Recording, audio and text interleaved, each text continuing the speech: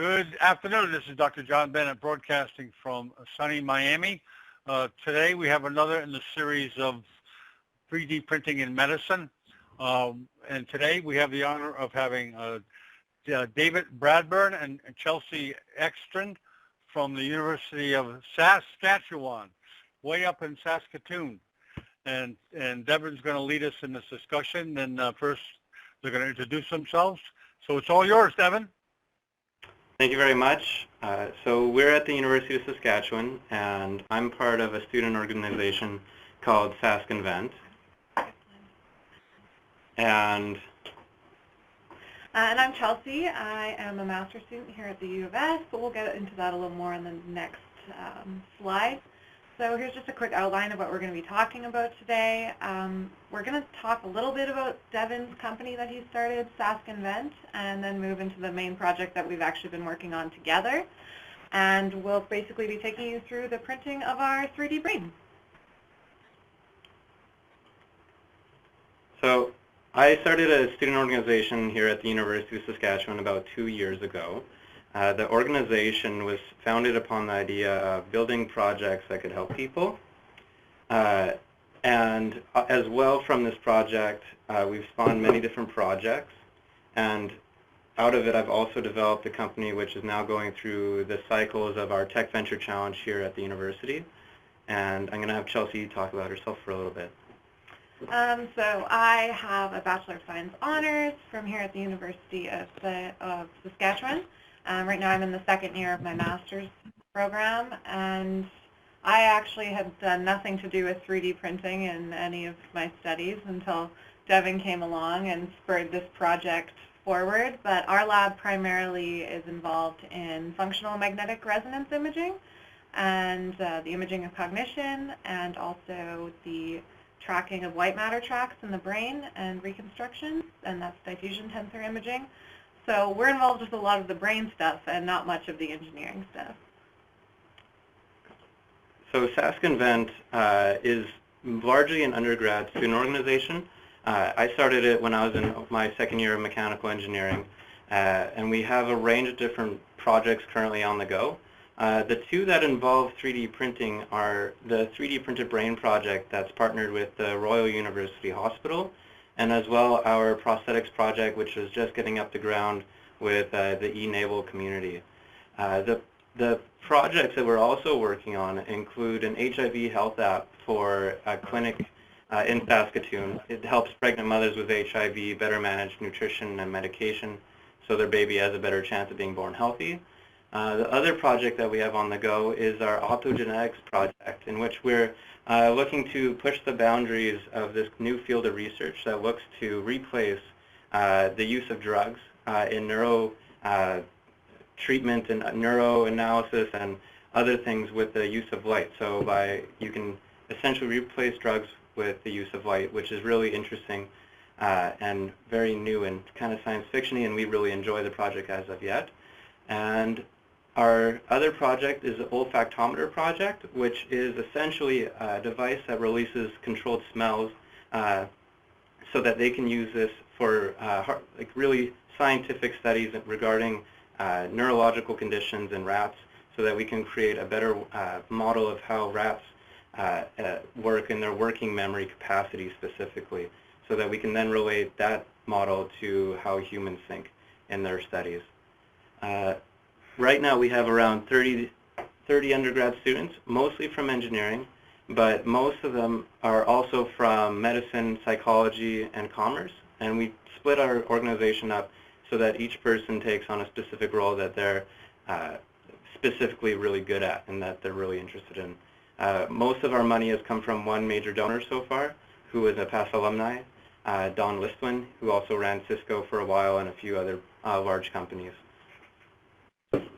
Now we're going to move ahead and talk about how the 3D brain project all got started.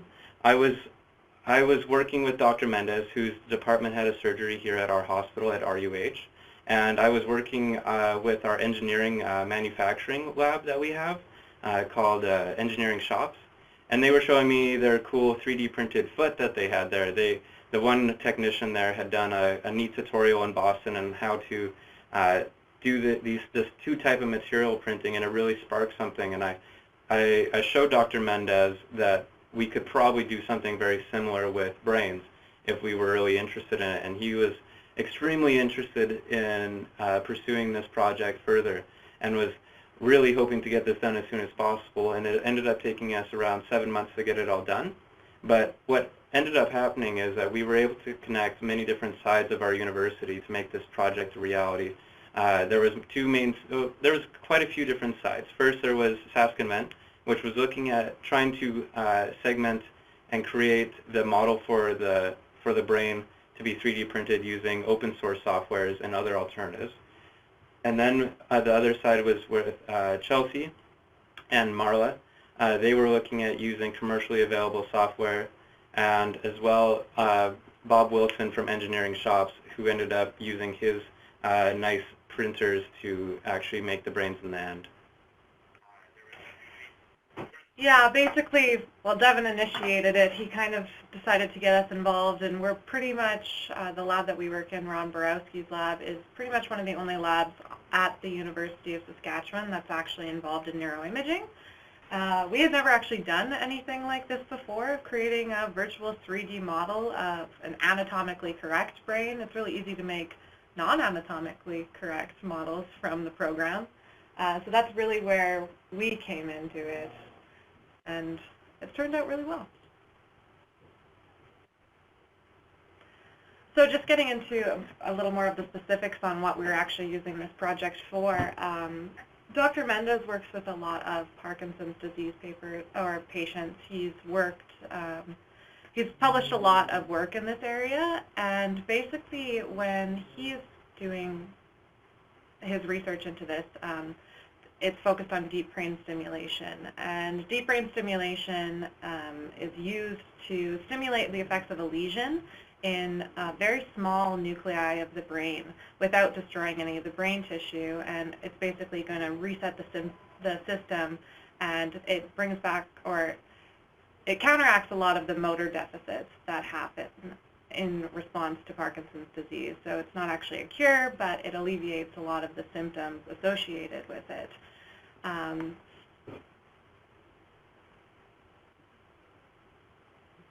So why 3D models for Parkinson's disease is basically the next question. Basically just because the surgical targets that we're looking for with Parkinson's disease are very, very small. So this is the subthalamic nucleus or the globus pallidus, pars internus, and you need very, very precise implantation of the electrodes in order for the surgery to be successful. And when you're trying to visualize these areas on a standard anatomical scan, I'm going to show you that coming up, it's very difficult. And this actually allows you to visualize it in 3D. And not only that, the brains that we created actually are flexible, and you can actually use the model and mount it in a stereotactic device to determine the exact coordinates for the neurosurgical trajectory prior to the actual surgery. Dr. Mendez is also a sculptor and an artist. He's the kind of person who really likes to be able to visualize his work before he actually goes and does anything. And deep brain stimulation goes against a lot of that visualization and hands-on approach that he's really used to. With deep brain stimulation, you have to do all the coordinates and all the planning and everything before you actually perform the surgery. So what this practice model that we've created allows him to do is really visualize where he's going to be putting these electrical wires into the brain. He can visually see how the wire is going to be penetrating the brain, what orientation, if he can be creative and now hit multiple different regions with one wire or start using more complex methods. That's really what we allowed him to do, is be able to visualize these previously unintuitive flat images that he really couldn't visualize like he wanted. So this is what we were involved in, is basically making this 3D model from the anatomical MRI scans. And the red arrows in both those pictures are pointing at the subthalamic nucleus. And as you can see, the top image is a T1 weighted MRI, and it's barely visible on that. And then on the T2 weighted MRI scan at the bottom, it's easier to see, but still quite difficult to actually visualize. So all of the scanning we do is on a 3 Tesla Siemens Magnetom Skyra MRI at the Royal University Hospital, which is attached to the university here. And what we did is we used the T1 weighted MRI images in order to produce the actual cortical mesh, and then we used the T2 scan to delineate the subcortical structures, so the subthalamic nucleus and the globus pallidus, pars internus and externus.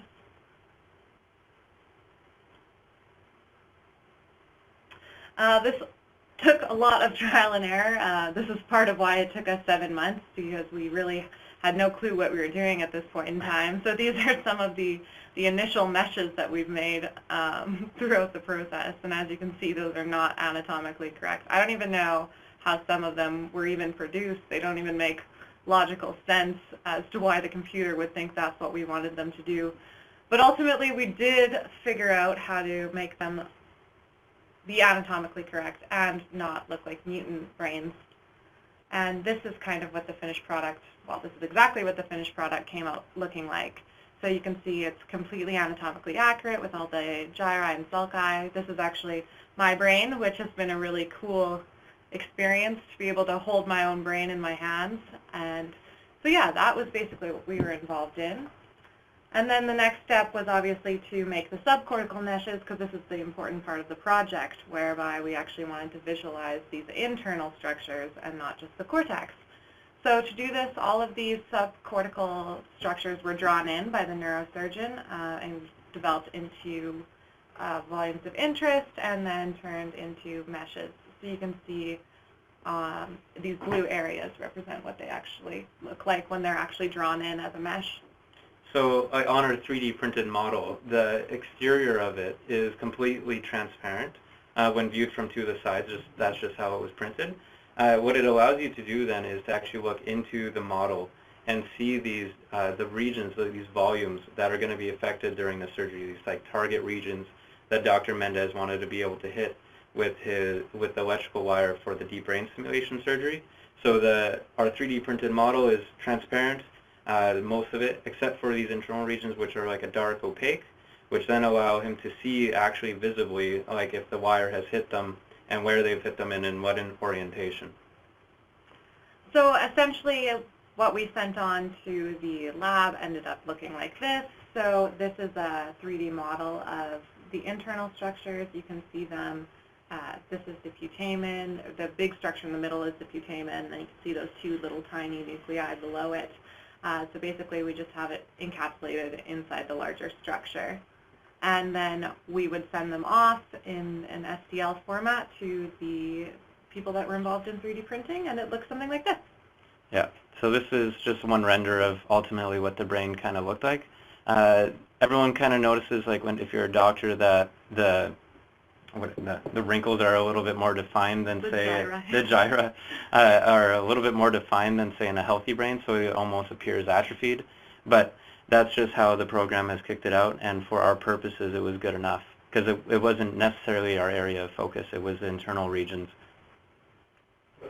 So then once we had these models, we then set about essentially creating the proof of concept and then prototype for Dr. Mendez. We first started with using the cheap MakerBot 2X just to create a very quick model so that we could prove what these models would look like and that they were actually 3D printable. And then we moved on to using the Stratasys Connect 500, which is an upgraded Stratasys printer. And we then were able to produce our ultimate model. So as we went along, we did have quite a few problems. The STL files that are created are enormous compared to a standard size, and because our printer, or the printing size that we're doing, is quite large compared to standard printers, it results in a lot of different trial and error because the prints can take up to 24 hours to actually do. So as you can see, our first model was one that we found online, which was just the blue one in the top left. We then moved to the middle one, which was just a very small version, a middle file type that we went with, just to show Dr. Mendez that it's possible to create something from the ground up. And then we went along and 3D printed on the MakerBot a large version, which is in the top right, and that's the true scale. It's about the size of your hand if you lay your hand out flat. And we then moved along to the Stratasys, starting with the one in the top left in the middle. This one was printed in a matte finish, unfortunately, so it wasn't completely transparent, this first model. But we then printed it again using a different gloss finish setting on the printer, and we were able to create it like completely transparent. And these brains are honestly amazing to look at. They're really beautiful, and the way that we kind of clean them up and get them ready is we also put on like an oil on them, and they smell like gummies and they look like gummies, and it's really deceiving. But really an awesome piece. And as we were saying, these aren't solid structures. They almost have the texture of like tofu. They almost feel like an actual brain feels, which is going to be really important for the pre-surgical planning. And because creating just the hard shell like we had with the earlier models, with the plastic models, isn't going to actually help in anything but visualization. And this is going to provide the most aid in the pre-surgical process. So right now, the brains cost approximately $3,500 using the printer, the large Stratasys printer. You can get away with using it for academic purposes to reduce the cost, but from a commercial standpoint, that's not an exactly a very cost-efficient price point. So our goal is eventually to find a method that can be used to print it for $1,500 to reduce the cost and make it a routine part of surgery, because that's ultimately what Dr. Mendez would now like to do, because he's seen the benefits. He's been able to actually practice surgeries on these brains and has found benefit from using them, because he's been able to practice these surgeries beforehand, where otherwise he wouldn't be able to necessarily with the software, or it wouldn't be as accurate, or it wouldn't be exactly how he would like it to be. So moving forward, I'm also starting a company with our Tech Venture Challenge, in which we're now developing a new printer that we hope we can print these for an extremely low cost. As well, moving forward, we're going to keep playing around with the materials, trying out some new exotic materials that we can expand the realism behind the brain, because right now it's generally soft, it's generally flexible, but it's by no means completely transparent, and it's by no means as accurate as an actual brain, like from a material engineering standpoint. So we definitely would like to experiment and work with companies that are 3D printing or develop them on our own. And then the next step, I guess, will be further validation of what these 3D brains can do and use them with actual patient cases. So these are obviously, this brain is actually representative of a Parkinson's disease patient where you're trying to hit the subthalamic nucleus, but these models can actually be really useful in other sorts of cases, such as tumors. You could have the tumors essentially integrated into the brain, and you could practice the surgery on the tumor prior to the tumor removal. And so you can see a lot of different applications of this technology with a lot of different neurological diseases and disorders. As well, I'm also practicing printing out different spines and hearts and other organs and skulls as well. We're looking now, because we've seen the benefit in this specific neurosurgery, but we're also now going to be expanding the scope potentially and looking at other uses within our hospital or through the business that I'm developing. We want to be able to see exactly where 3D printing can come into the surgery room and actually help out, because we believe it has a lot of potential to expand the market and really give surgeons that proof of concept before they go into a surgery blind that they otherwise would have to just, make something up on the spot and base their stuff on intuition. Like in spine surgery, when they're with scoliosis or with other surgeries, when they perform a spine surgery, they only see the top of the vertebrae, and they rely on intuition and past scans to really understand what's underneath the flesh within the spinal column. And you can't really do that, say, once you open a person up. You can't really just poke around and see what's going on. So with a 3D printed model, you might be able to expand that and really be able to see exactly what's going on in this extremely complex structure of like the spine or the brain or the heart, these unique cases that are quite difficult to really visualize just on a 2D scan like what we saw on the MRIs. Because you can, when you're trained, see and understand what's going on. But it's not that intuitive understanding of 3D that we have as people, and that like neurosurgeons like Dr. Mendez, who are also a painter and a sculptor, really rely on, and 2D isn't really what they would prefer. And we're going to just talk about some of the people who have also helped us along the way. So our 3D brain team has obviously contributed to creating this project. It's been very interdisciplinary, as we were describing before. So we have Dr. Ivar Mendez, who is the head of neurosurgery, once again, at the University of Saskatchewan. And then we have Dr. Marla Mickelborough. She is a professor here in the public health program, and she worked with me. She's one of my supervisors and was part of making the 3D model. And then my supervisor, Dr. Ron Borowski, was a huge part of this as well. And the MRI technicians at Royal University Hospital, chiefly Al Lalonde, he was a huge part of this as well, getting us the scanner time and making sure we knew which protocols we should be using in order to actually get the best types of scans for the reconstruction. And then the undergrad team through SaskInvent consisted of Lance Pitka, who was an electrical engineer and is doing a lot of different work in a lot of different fields. Shelby Thompson is a computer science student along with Rick Casson, and they're both in New Zealand right now on internship, but what we really worked on was testing out 3D printing, doing the research behind the stuff, and really creating the proof of concepts and testing out the open source software. And that ultimately led to us actually going back to the professional because we realized it could do what we needed. And ultimately, we'd like to thank the University of Saskatchewan because it ultimately provided an environment for us to connect the dots and make this project possible. And engineering shops for providing the 3D printer and the opportunity to do it all in-house. Because ultimately, this project, starts with Dr. Mendez making a request for a 3D printed brain, and again sent it off to Chelsea, and Chelsea can then send it off to our engineering department. So this whole project is done conveniently in-house, and we don't have to rely on outside parties. So we're just going to open it up now to questions if anyone in the audience has any.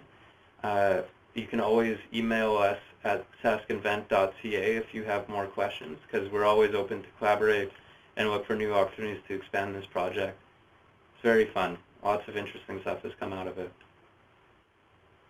Very good. Thank you, Devin, and thank you, Chelsea, for very clear, well-illustrated, deep discussion of what you're doing up there, and way up there in Saskatchewan, close to the birthplace. I don't know if the viewers know that, but Gordie Howe, he had nothing to do with healthcare, but I remember he's one of the best hockey players ever.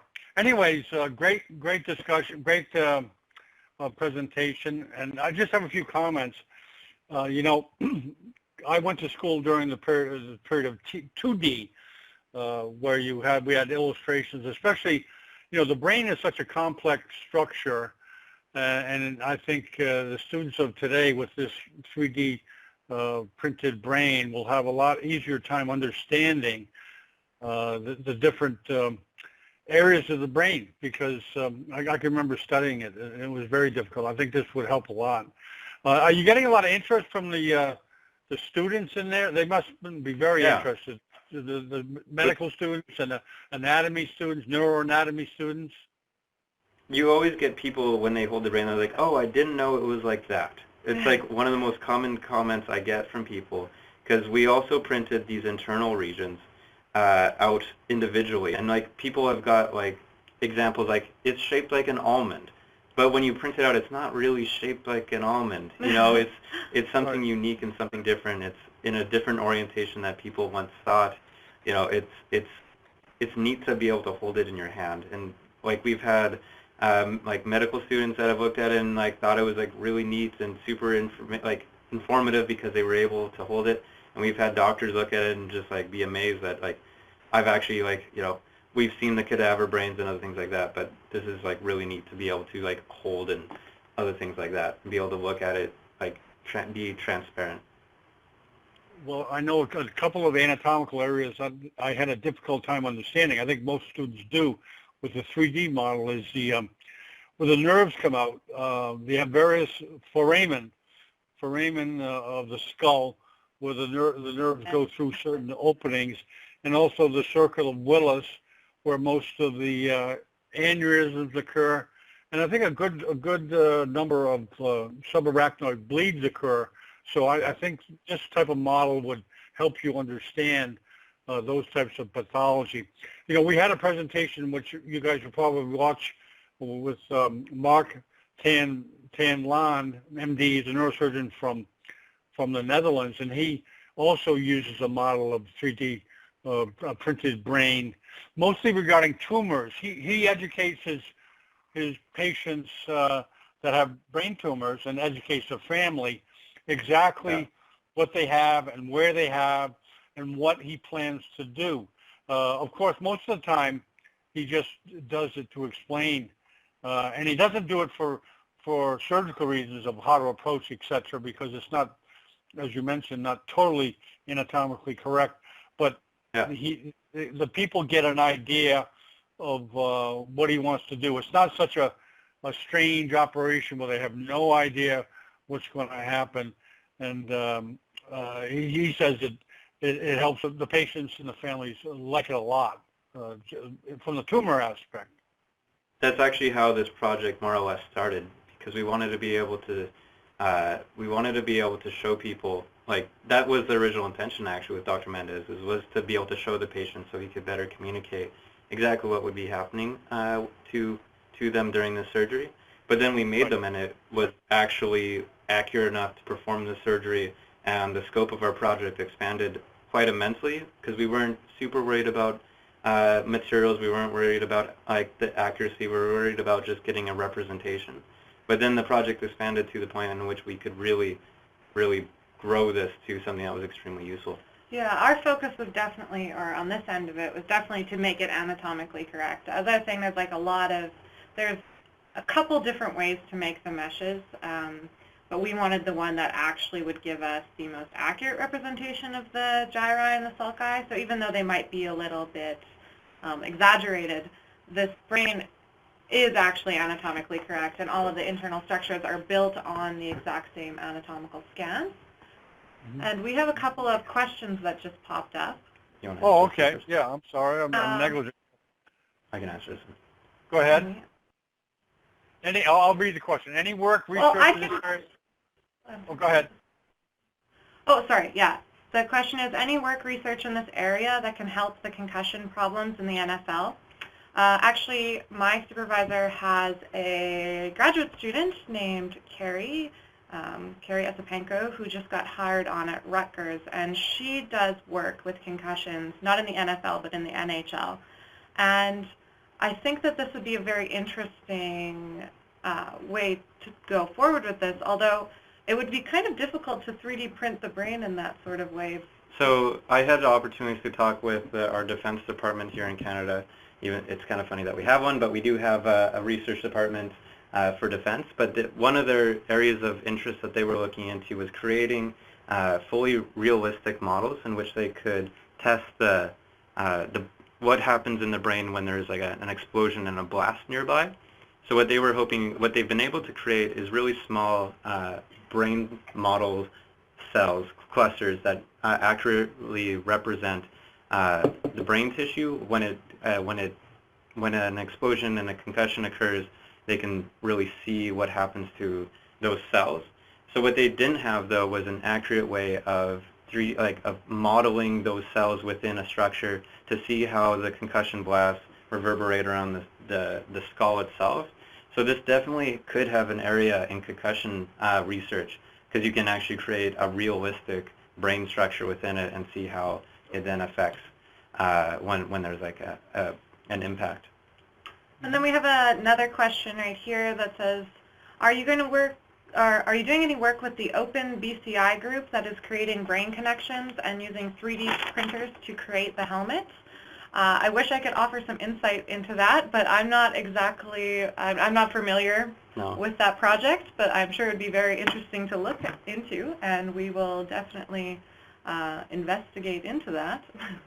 Yeah, And if there's any questions that pop up after this, definitely feel free to email us at fastconvent.ca because we're very open to talking with people. Yeah, I just have one question, Devin and Chelsea. Does Dr. Mendez 3D print some of his patients' brains before he operates?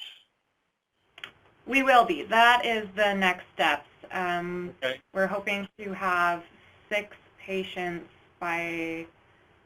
or in the next year or 2, I think is what we're aiming for. Probably in the next year. In the next year to Okay. validate this with 6 patients, and they're not all going to be Parkinson's disease patients.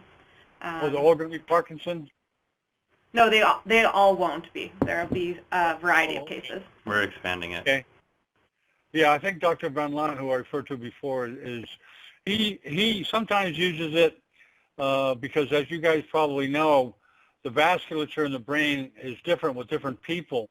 And he feels that it's an advantage to know beforehand exactly where the vessels are at because he does not want to be surprised. I mean, obviously, you don't want to be surprised when you're cutting on such delicate tissue as the brain. He says that it's helped him visualize any anomaly as far as vessels. So that's one area which I think you guys will see that helps Dr. Mendez. Yeah, that would definitely be very interesting to integrate into these clear 3D models. Not only would it be interesting, it would probably look very, very cool. Yeah. So I just looked into that Open BCI group, and we aren't working with them, but what they're making more is like an open source EEG sensor, an EMG and EKG, by the looks of it. Like when they're 3D printing like the helmet for that, I don't see a lot of us getting involved in that because that's like what they're doing is they need more of like an industrial designer to then model a helmet around the person's head and not the interior region. Because when they're working with the EEGs and other things, they're more relying on average signals that they're picking up, not specifically per one person. Yeah, and they're generally more general than what's needed. They'll either apply a cortical grid if it's electrocorticographic mapping, or it can just be placed on the skull. So, and it looks like it is just placed on the skull. We have another question. You guys are getting questions, man. That's great. Is there any particular material that can be used to 3D print brain models that would model the texture features of a real brain? And so as of right now, Okay. Sorry, what's that? Like right now there isn't something that I've found that really accurately represent it, but like I haven't done enough research into it as of yet, but that's something I'm going to be focusing on for the next year, looking into what is exactly the right texture and the right features. Is it like a rubber-like material, or is it an epoxy and a resin, or what is it? I'm not sure yet. Currently it is a rubber-like material right now. As I said, it kind of feels like firm tofu. Yeah. It's right now we're making it out of an acrylic used by Stratasys, and it's good enough for what we're doing. Dr. Mendez has said that it's good enough, and it does represent brain matter, but we know that it could be better ultimately. Now we're into refining what we have. You know, I'd like to make one comment. One thing I've seen that being around the 3D community and being around people that talk about it is that really it's kind of like there's 2 parts. There's the 3D printers and there's also material science, and that's a science that's kind of like growing on its own and separate, but it's also necessary to the development of 3D printing because obviously if the materials continue to evolve and to continue to get better, 3D printing will get better in total. Yeah, it's a huge part. If we can make the materials cheaper, better, stronger, and with better properties when it comes to 3D printing and the layer adhesion, there's a lot of interesting things you can do once you start making stuff really clear and transparent or really strong in many different dimensions. There's a lot of opportunities to really cut away into other traditional forms of manufacturing that could then be replaced with 3D printing once the materials get better. Because, yeah, it's an interesting thing. Is there one material that you can think of that you wish could be incorporated into 3D prints that is not able to be today? Ballistic gelatin would be really interesting. If we could add, like, I know I could do it, but it would take another probably 80 grand to properly do it and another year to figure out. But yeah, ballistic gelatin would be a really fun one to be able to print. I know how I could do it, but it would take more time, and I'm graduating in 3 months. Is that the kind of material? Go ahead. And with the brain as well, it's difficult to model the complete texture of it just because the white matter and the gray matter have such different textures. So finding a material that can, or two materials that can accurately model both would obviously be the best, but that's quite a ways in the future, I would say. Yeah, if you could create, it's tricky once you start getting like two materials that are both transparent with different properties. You start getting plastic materials. Yeah, so that's pretty well what we're using. Sorry, we had another comment pop up. It Sorry. says 3D systems used to print with, it's used to print with an elastomeric material, rubber-like substance on Bedport printers. Maybe. Okay, I'll check that into that. Okay. We're relying on Stratasys for right now, just simply because that's what we have at our university. I'd love to buy a different printer, get into other fancy things, but unless we start outsourcing stuff, which I'm not sure on the cost, what the cost for that would be yet, but that's something that we would like to do, start experimenting with other printers and start comparing. What we need is someone to get these materials in Canada, because the Canadian dollar right now, as you all probably know, is horrible. Yeah, stuff costs 30% more once it comes over the border. Can you adjust your microphone? I'm having a hard time hearing some. Oh, sorry. You went off speakerphone there. Oh, okay. Yeah. What part did you lose? Oh, okay. You guys stimulating conversation, discussion, because you guys are getting a lot of questions, and it looks like you have a very knowledgeable viewer there. He's asking things I don't even know what it is. Elastomeric? Wow. So that's someone that's obviously in the field, correct? What's that, sorry? That's elastomeric. That's a term I've never seen before. Yeah, like it just means it's flexible, more or less. Oh, like okay. Yeah. Well, okay. Well, great. I'd like to thank you guys for a very interesting discussion, and I hope you continue to be part of. Hopefully, we're going to have a 3D printing in medicine community, and I hope the viewer that's asking all these great questions is involved with the 3D printing community, and we kind of set up a network, a worldwide network of what's going on in different parts of the world, including Saskatchewan. So thank you very much, Devin and Chelsea. For having us. Thank you very much. Okay, bye-bye. Bye-bye. Bye.